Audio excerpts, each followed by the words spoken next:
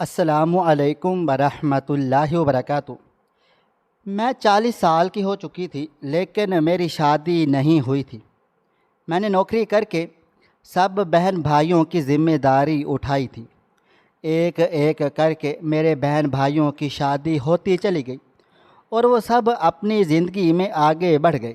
پھر اماں بھی اس دنیا سے چلی گئی اور میں اکیلی رہ گئی۔ میں جب بھائی کو بھابھی کے ساتھ محبت کرتا ہوا دیکھتی تو میرے دل میں جذبات پھوٹنے لگتے۔ تنگ آ کر میں نے بھائی سے کہا کہ اب میری ذمہ داریاں پوری ہو گئی ہیں، میری شادی کروا دو۔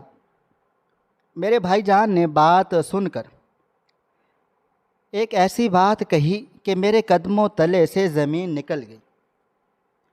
میں 19 سال کی ایک جوان لڑکی تھی، میری منگنی ہو چکی تھی، بس شادی میں 5 ماہ کا وقت باقی تھا۔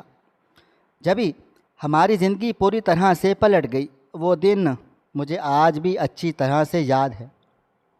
میں اپنے ہاتھوں پر مہندی لگا رہی تھی کیونکہ میرے سسرال والے آنے والے تھے۔ شادی کے دن قریب آ گئے تھے، دل لینے ہی وہ لوگ آ رہے تھے۔ گھر میں بہت تیاریاں چل رہی تھیں۔ ابا کام پر گئے ہوئے تھے اور واپسی پر انہیں سارا ساز و سامان وغیرہ لے کر آنا تھا تاکہ ہم میرے سسرال والوں کی خاطر مدارت کر سکتے۔ سبھی لوگ بہت زیادہ خوش تھے، بہن بھائی خوشی میں ناچ رہے تھے۔ میرے سسرال والے بھی آ گئے تھے۔ بات چیت کا سلسلہ شروع ہو گیا۔ اماں ان لوگوں کے درمیان بیٹھی تھیں جبکہ میں پردے کی اوٹ سے چھپ کر اندر کا منظر دیکھ رہی تھی۔ مجھے اپنے ساس سسر کے آگے بڑی شرم آتی تھی۔ میں فوراً ڈرائنگ روم میں نہیں گئی تھی۔ کچھ دیر گزری تو اماں نے مجھے آواز دے کر اندر بلا لیا۔ میں بھی ڈرائنگ روم میں جا کر بیٹھ گئی تھی، دوپٹے کی آڑ میں شرمانے لگ گئی تھی۔ میری ساس مجھ سے باتیں کرنے لگی۔ ایسے ہی کافی سارا وقت گزر گیا مگر ابا جان نہ آئے۔ میرے سسرال والے واپس جانے کی باتیں کرنے لگے تو اماں کو شرمندگی ہونے لگی۔ اماں دروازے پر ٹنگ گئی، بار بار گلی میں جھانک کر دیکھتی کہ ابا پتہ نہیں کہاں رہ گئے۔ پھر اماں جان نے مجھے اشارے سے بلایا اور کہنے لگے، یہ تیرے ابا ابھی تک آئے کیوں نہیں ہیں؟ میں نے اماں سے کہا، پتہ نہیں، ابا جان تو کہہ کر گئے تھے کہ وہ واپسی میں سارا ساز و سامان لے کر لوٹیں گے، شاید رش ہو اس لیے دیر ہو گئی ہو۔ میرے ابا جان ایک دکان پر کام کرتے تھے، دکان 8 بجے بند ہوتی۔ ابا عشاء کی نماز وہیں پڑھتے اور پھر نماز کے بعد ہی وہ واپسی گھر کے لیے نکلتے تھے۔ اب تو عشاء کے بعد کا وقت بھی ہو گیا تھا۔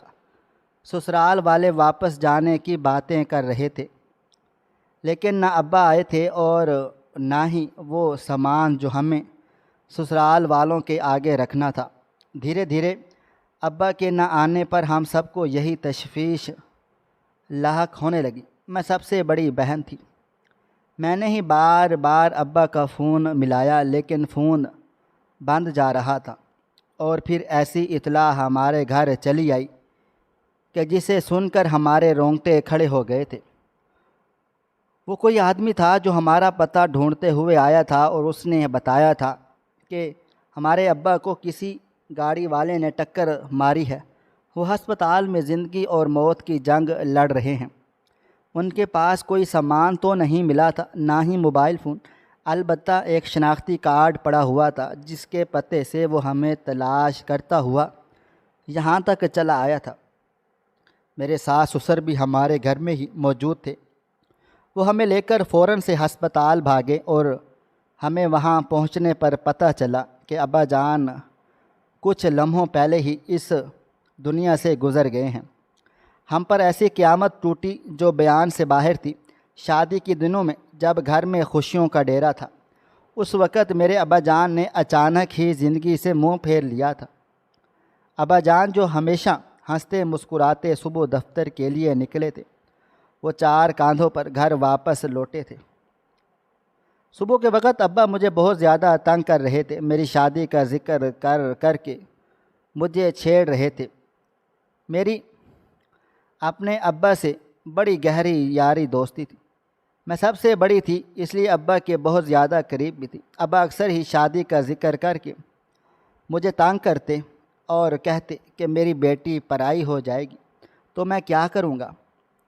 میں ابا جان کو کہتی کہ میں کبھی بھی آپ کو چھوڑ کر نہیں جاؤں گی۔ صبح بھی میں نے ابا جان سے یہی کہا تھا کہ آپ دیکھ لیجئے گا، میں آپ کو چھوڑ کر نہیں جاؤں گی، جس پر ابا جان نے مسکرا کر کہا تھا کہ پگلی، شادی تو ہر لڑکی کو کرنی ہی پڑتی ہے، اگر صحیح وقت پر لڑکی کی شادی نہ ہو تو پھر ساری زندگی وہ اپنے باپ کی دہلیز پر ہی بیٹھی رہ جاتی ہے۔ میں چاہتا ہوں کہ تمہاری شادی میں صحیح وقت پر کر دوں۔ ابا کی یہ آخری باتیں میرے کانوں میں گونج رہی تھیں۔ ابا کا جنازہ میرے سامنے پڑا تھا، سفید کفن میں لپٹے ابا مسکرا رہے تھے۔ ایسا لگ رہا تھا جیسے وہ بہت پرسکون ہوں۔ میرے ابا ایک بہت ہی نیک آدمی تھے۔ ساری زندگی ابا نے بہت محنت کی تھی اور ہمیں حلال کا لقمہ کھلایا تھا۔ میں ابا کے جنازے کو بس ٹکر ٹکر دیکھے جا رہی تھی، جبکہ میرے چھوٹے بہن بھائی پھوٹ پھوٹ کر رو رہے تھے۔ اماں کو بھی اپنا ہوش نہیں تھا۔ میں نے ایک نظر ابا کے چہرے پر ڈالی اور پھر اپنے چھوٹے بہن بھائیوں کو غور سے دیکھا۔ پہلی بار مجھے احساس ہو رہا تھا کہ میرے بہن بھائی ابھی بہت زیادہ چھوٹے تھے۔ میرے دو بھائی مجھ سے ایک سال چھوٹے تھے اور اس کے بعد دو بہنیں اور تھیں۔ ہم کل 5 بہن بھائی تھے۔ وہ چاروں اپنی زندگی میں بہت زیادہ پیچھے تھے، ان کی تعلیم ادھوری تھی، انہوں نے ابھی دنیا کی اونچ نیچ نہیں دیکھی تھی، اس لیے انہیں ابا کی بہت زیادہ ضرورت تھی۔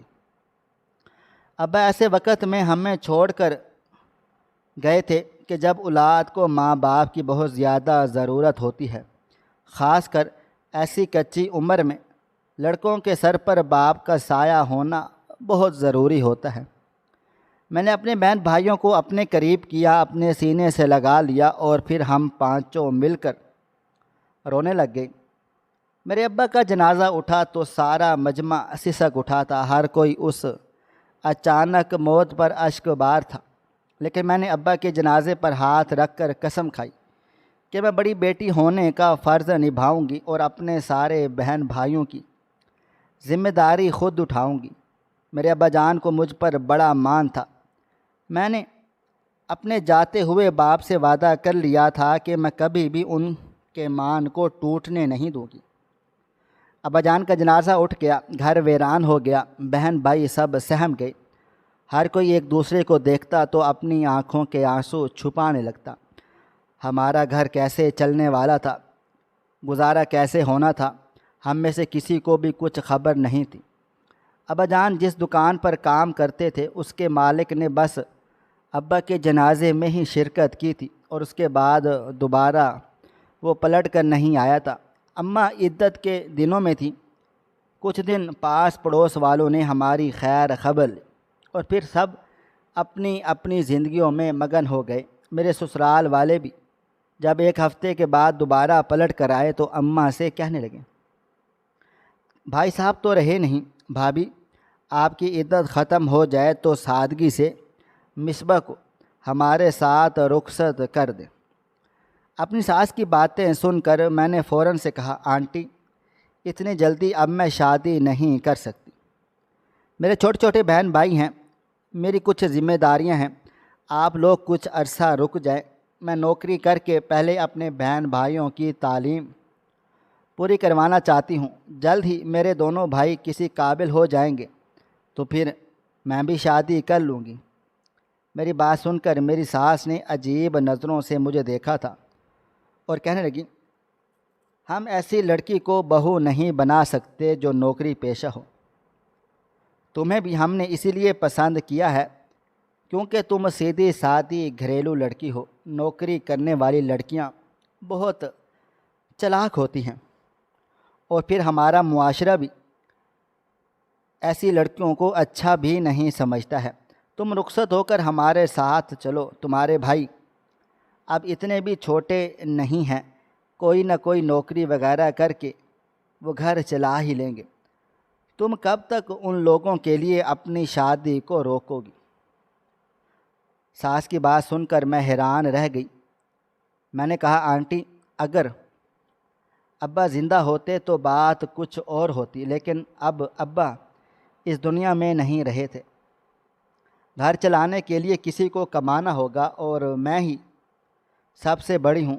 بھائیوں کی تعلیم ادھوری رہ جائے گی تو یہ ساری زندگی پچھتائیں گے، کبھی ان کا مستقبل محفوظ نہیں ہو سکے گا۔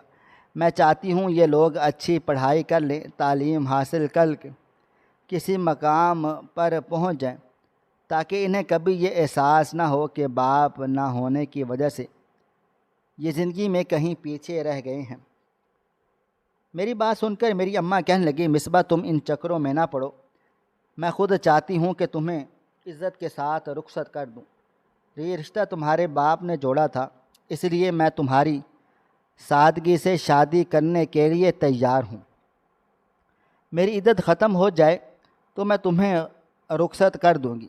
میں نے فوراً سے صاف انکار کر دیا اور کہا کہ میں شادی کر کے نہیں جاؤں گی، مجھے نوکری کرنی ہے اور گھر سنبھالنا ہے، اور اگر آپ میری شادی کرنا ہی چاہتی ہیں تو پھر مجھے اس بات کا یقین چاہیے کہ یہ لوگ مجھے شادی کے بعد نوکری کرنے کی اجازت دیں گے اور میں اپنی تنخواہ سے یہ گھر چلاؤں گی۔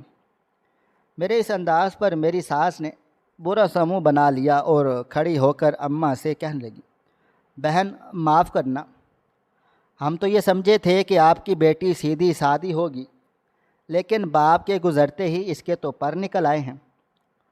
اسے زمانے کی ہوا چاہیے، اسے باہر نکلنا ہے، نوکری کرنی ہے، یہ گھر بسانے والی نہیں لگتی۔ میری ساس نے اسی وقت رشتہ ختم کرنے کا اعلان کر دیا اور میں نے 2 آنسو بہا کر ان کے اس اعلان کو قبول کر لیا، کیونکہ میرے لیے سب سے زیادہ ضروری میرے بہن بھائی میرا گھر تھا۔ میری اماں نے مجھے بہت کوسا، برا بھلا کہا کہ میں نے کیوں اس طرح کی بات چیت کی، لیکن مجھے لگتا تھا کہ میں نے جو کیا وہ ٹھیک کیا، اور پھر میں نے اگلے ہی دن سے نوکری کی تلاش شروع کر ڈالی۔ کئی دفتروں کے دھکے کھائے، بہت جگہوں کی خاک چھانی، اور بالآخر مجھے ایک دفتر میں ریسیپشنسٹ کی نوکری مل گئی تھی۔ تنخواہ زیادہ نہیں تھی، لیکن ہاتھ کھینچ کر گزر بسر ممکن تھا۔ میں نے بہن بھائیوں کو گورنمنٹ اداروں میں پڑھانا شروع کر دیا۔ بھائی گورنمنٹ کالج میں چلے جاتے تھے، بہنیں سکول میں۔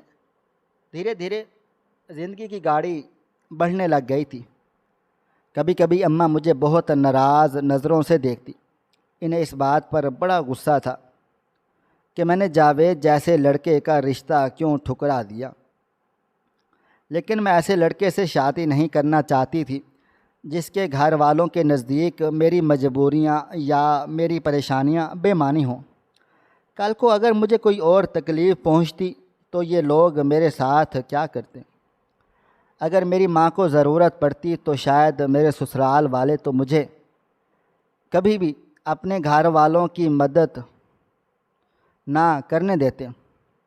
بعد میں پچھتانے سے بہتر تھا کہ میں صحیح وقت پر فیصلہ کرتی، اور میں نے ایسا ہی کیا تھا۔ رشتہ ٹوٹنے کا دکھ مجھے بھی بہت زیادہ تھا۔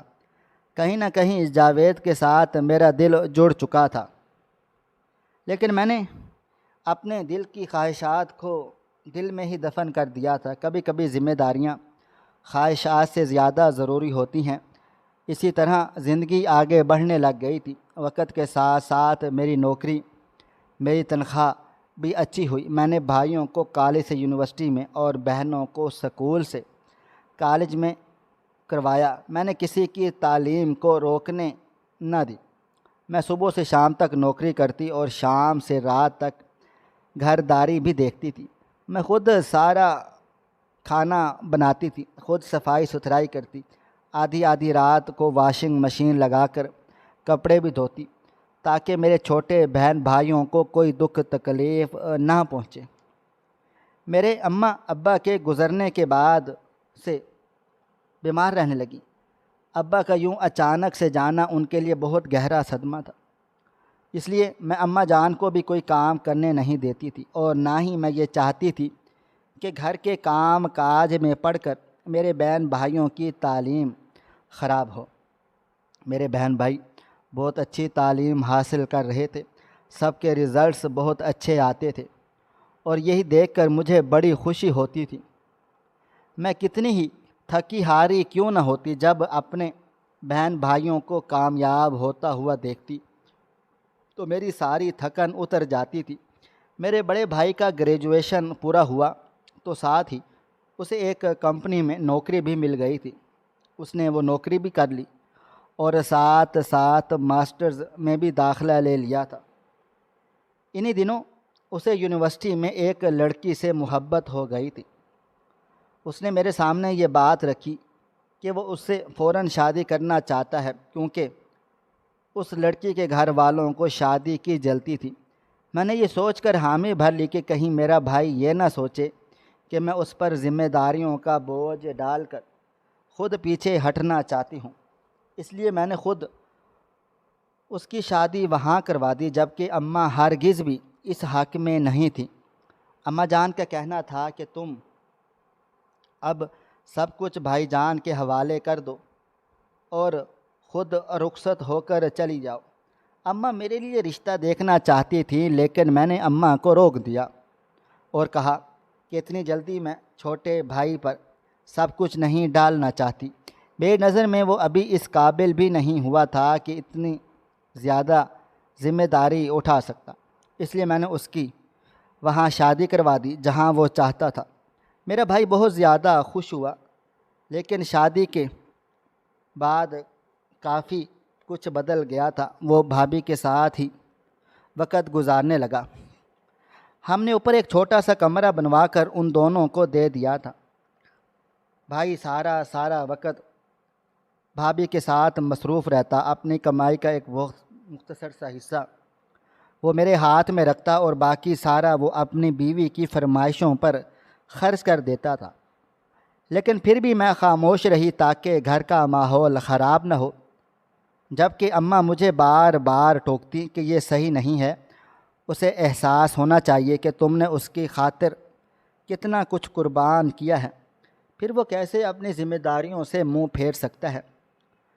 اماں کو لگتا تھا کہ اب بھائی کو اپنی ذمہ داریوں کا احساس ہو جانا چاہیے، لیکن میں چاہتی تھی کہ میرے بھائی ایک اچھی زندگی گزاریں۔ ہم نے بھابھی کو بھی سر آنکھوں پر بٹھا لیا تھا۔ بڑے بھائی جان کا دیکھا دیکھی چھوٹے بھائی جان نے بھی لڑکی پسند کر لی اور شادی کی فرمائش کر دی۔ یہ سن کر اماں غصے میں کہنے لگی کہ بہنوں کی شادیاں کرنے کی بجائے تم لوگ اپنی شادیوں کے چکروں میں پڑ گئے ہو۔ 3 بہنیں ہیں، کم از کم کسی ایک کو تو رخصت کرو۔ اماں جان کے غم و غصہ کرنے پر دونوں بھائیوں نے مل کر ایک بہن کو رخصت کر دیا، اور اس کے ساتھ چھوٹے بھائی نے اپنا ولیمہ بھی رکھا، اور یوں میرے دونوں بھائیوں کی شادیاں ہو کر بھابھیاں گھر آ گئی تھیں۔ دونوں ہی اپنی زندگیوں میں مگن ہو گئے تھے، دونوں ہی نوکری کرتے تھے، خوب سارا کماتے تھے، لیکن میرے ہاتھ پر گنے چنے ہی پیسے رکھتے تھے جس میں گزارا ہونا ممکن نہیں تھا۔ اس لیے میں اب تک نوکری کر رہی تھی۔ میں نے جیسے تیسے اپنی نوکری سے ہی چند پیسے جوڑے اور پھر آخری بہن کی شادی بھی کر دی، وہ بھی اپنے گھر کی ہو گئی، اور یوں میرے سر سے ذمہ داریوں کا بوجھ اتر گیا۔ بس ایک ماں تھی جو بیمار رہنے لگ گئی تھی، میں جو بھی کماتی وہ سب گھر میں ہی خرچ ہو جاتا تھا۔ میرے پاس اپنے لیے کچھ بھی نہیں تھا۔ ان ساری ذمہ داریوں کو ادا کرتے کرتے میں 40 سال کی ہو گئی تھی۔ دھیرے دھیرے مجھے تنہائی کا احساس ستانے لگا تھا۔ اماں دوائیں کھا کر سو جاتی تو میری آنکھوں سے نیند اوجھل ہو جاتی۔ میں کمرے سے باہر نکلتی، بھائی بھابھیوں کے کمروں سے آتی ہنسی کی آوازیں اور سرگوشیوں سے میرا دل خود کو بنجر محسوس کرتا۔ میری زندگی میں کوئی ایسا نہیں رہا جو میرے ساتھ ہنستا بولتا بیٹھ کر باتیں کرتا یا پھر میری تنہائی کو دور کرتا۔ کبھی کبھی تو میں یوں ہی بس سارے گھر میں چکراتی پھرتی اور تھک ہار کر اپنی جگہ پر لیٹ جاتی۔ کتنی ہی دفعہ میں نے اپنے بھائیوں کو چوری چھپ کے چیزیں لا کر اپنے کمروں میں لے جاتے ہوئے دیکھا تھا۔ میں گھر میں ایک اکیلی بہن تھی، لیکن میرے بھائی میرے لیے کچھ بھی نہیں لاتے تھے۔ وہ جو بھی لاتے چھپا کر اپنے کمروں میں لے جاتے۔ میں نے دیکھا تھا کہ مجھے میری بھابیاں بھی پسند نہیں کرتی تھی اور بھائیوں کا رویہ بھی میرے ساتھ پہلے کے جیسا نہیں رہا تھا۔ مجھے ہر بات کی خبر ہوتی تھی، لیکن میں نے پھر بھی اپنی زبان سے اف تک نہ کیا تھا۔ شادی نہ کرنے اور اپنی بہن بھائیوں کو سیٹ کرنے کا فیصلہ میرا ذاتی تھا، اس لیے میں نے کسی کو یہ بات نہیں جتانا چاہتی تھی کہ میں نے اپنی ساری زندگی ان کے لیے قربان کر دی ہے۔ لیکن جب میں نے 40 کا ہنسا بھی پار کر لیا تو میرے دل میں ارمانوں کی ایک جنگ چھڑ چکی تھی۔ اس بات کی شدت اختیار کر گئی کہ میری زندگی میں بھی کوئی خوبصورت ہم سفر ہونا چاہیے، خاص کر جب میں کسی خاص موقع پر اپنے بھائی بھابھیوں کو ایک ساتھ بیٹھا دیکھتی اور خوش دیکھتی تو مجھے بھی ہم سفر کی تمنا ہوتی۔ یہ ایک فطری خواہش تھی جو دھیرے دھیرے بڑھتی ہی چلی جا رہی تھی۔ اس سے پہلے کہ میں اس حوالے سے کسی سے بھی کوئی بات چیت کرتی، ایک رات بالکل خاموشی سے میری ماں بھی اس دنیا سے چلی گئی تھی۔ اماں کے چلے جانے کے بعد تو میں بالکل ہی تنہا ہو گئی۔ نوکری سے واپس آتی تو بس کمرے میں بند ہو کر رہ جاتی۔ مجھے ایسا لگنے لگا تھا جیسے میں کوئی ذہنی مریضہ ہوں۔ ہر وقت بس دل و دماغ میں عجیب عجیب طرح کے خیال آتے، اور ایک دن پھر تنگ آ کر میں نے اپنے دونوں بھائیوں کو اپنے سامنے بٹھایا اور کہا کہ میں اپنی ساری ذمہ داریاں پوری کر چکی ہوں۔ میں نے تم دونوں کو پڑھایا لکھایا، تمہاری پسند کی شادیاں کروائیں، بہنوں کو بھی شادیاں ہو گئی، اور اب میں چاہتی ہوں کہ میں بھی اپنی زندگی میں سیٹ ہو جاؤں۔ تم دونوں بھائی میرے لیے کوئی اچھا سا رشتہ دیکھو اور میری شادی کروا دو۔ میں نے اپنے منہ سے بڑی بے شرمی سے بھائیوں کے آگے اپنی شادی کی بات کہہ ڈالی تھی، کیونکہ ان دونوں میں سے کسی نے بھی اس بارے میں ابھی تک سوچا بھی نہیں تھا۔ بہنیں بھی جب سے شادی ہو کر گئی تھی بس مہمانوں کی طرح آ جاتی، کچھ دیر بیٹھتی اور پھر واپس چلی جاتی تھی۔ انہیں بھی مجھ سے اب کوئی بھی سروکار باقی نہ رہا۔ میری بات سننے کے بعد وہ دونوں بھائی کچھ دیر تک خاموشی سے مجھے دیکھتے رہے، اور پھر بڑے بھائی جان نے ایک ایسی بات کہہ ڈالی تھی کہ میرے قدموں تلے سے زمین نکل گئی۔ میرا بڑا بھائی کہنے لگا کہ باجی، میں اس بارے میں آپ سے بات کرنے ہی والا تھا۔ دراصل بات کچھ یوں ہے کہ اتنا کہہ کر وہ خاموش ہو گیا تھا۔ میں غور سے اسے دیکھنے لگ گئی تھی۔ مجھے خوشی کا احساس ہوا کہ وہ میرے بارے میں ہی سوچ رہا تھا۔ میرے لیے تو یہی بہت تھا کہ میرے بھائیوں نے میرے بارے میں سوچا تو ہے، لیکن اس سے اگلی بات نے میرے ہوش پوری طرح ہی اڑا کر رکھ دیے۔ وہ کہنے لگا کہ ہم دونوں کے لیے اب اس ایک گھر میں رہنا بہت مشکل ہو گیا ہے۔ ہماری بیویوں کی آپس میں بنتی نہیں ہے۔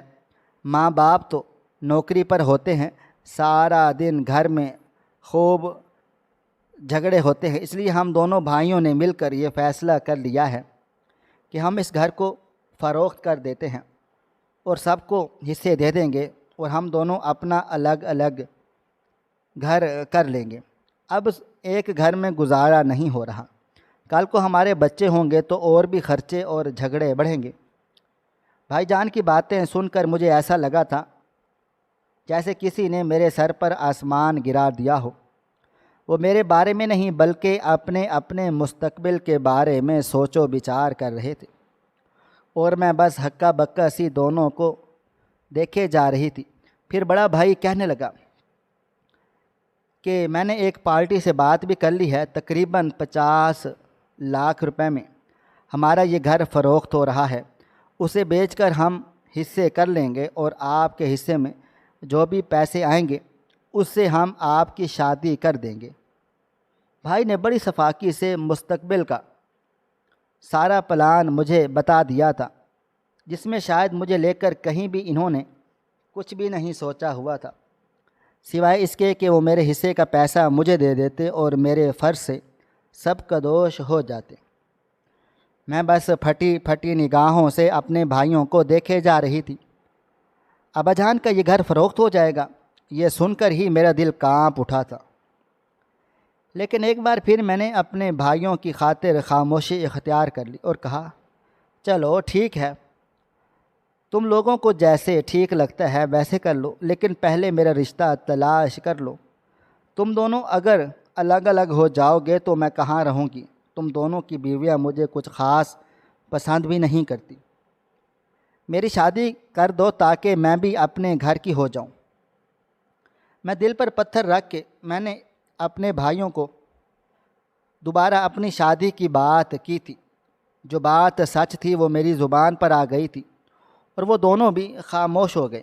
اور پھر 2-4 دن گزرے تو میری دونوں بھابیاں کمرے میں آ گئیں اور کہنے لگی، آپ تو باجی بڑی ہی چلاک نکلی ہیں، آپ کو اچھی طرح سے معلوم ہے کہ اس عمر میں آپ کو تو رشتہ ملنا ہی نہیں ہے، اس لیے آپ اس گھر کو فروخت نہ کروانے کے بارے میں آپ نے یہ سب ڈرامہ رچا دیا ہے۔